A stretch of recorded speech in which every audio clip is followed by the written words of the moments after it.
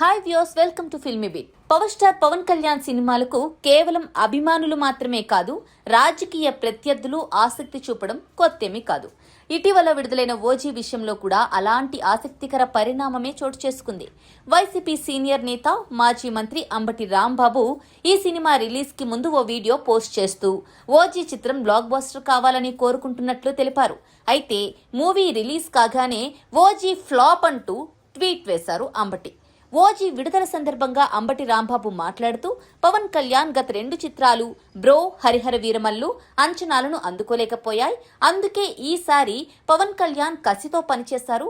అలాగే దర్శకుడు సుజీత్వి కూడా గత 2 సినిమాలు పెద్దగా ఆడలేదు కాబట్టి ఈ సినిమాను హిట్ చేయాలని గట్టి పట్టుదలతో ఉన్నాడు. ఇక నిర్మాత దానయ్య ఖర్చుకు వెనుకాడలేదు. ఈ ముగ్గురి పట్టుదలతో నిర్మించిన సినిమా తప్పకుండా హిట్ అవుతుంది.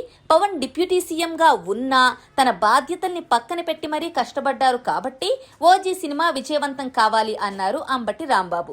రాజకీయ ప్రత్యర్థి అయినా పవన్ సినిమాలు సక్సెస్ అవ్వాలన్న తన కోరికను చెప్పిన అంబటి రాంబాబు సోషల్ మీడియాలో ట్రెండ్ అయ్యారు. అయితే ఓజీ సినిమా గురువారం ప్రపంచవ్యాప్తంగా రిలీజ్ అయింది. పవన్ స్టైల్ యాక్షన్ కు ప్రేక్షకులు ఫిదా అయిపోతున్నారు. ఈ చిత్రంపై అంబటి రాంబాబు ఎలాంటి రివ్యూ ఇస్తారు అని అందరూ ఆసక్తిగా ఎదురుచూస్తున్నారు. ఈ నేపథ్యంలోనే గురువారం రాత్రి ఓజీ గురించి ఆయన ట్వీట్ చేశారు. ప్రత్యర్థి అయిన పవన్ సినిమా ఆడాలని నా ఆరాటమే కానీ ఫలితం మాత్రం శూన్యం. దానయ్య దండగపడ్డావయ్యా అని ట్వీట్లో పేర్కొన్నారు అంబటి రాంబాబు. దానయ్య దండగపడ్డావయ్యా అన్నారంటే ఓజీ చిత్రం బాగాలేదని, ఫ్లాప్ అని తేల్చేశారని నెటిజన్లు కామెంట్ చేస్తున్నారు. దీంతో పవన్ ఫ్యాన్స్ ఆయనపై మండిపడుతున్నారు. నీ నుంచి ఇంతకంటే ఎక్కువ ఆశించలేం రాంబాబు. పవన్ సినిమా బాగుందని అంటే ఆశ్చర్యపోవాలి గాని బాలేదని చెప్పడం మేమంతా ఊహించిందే.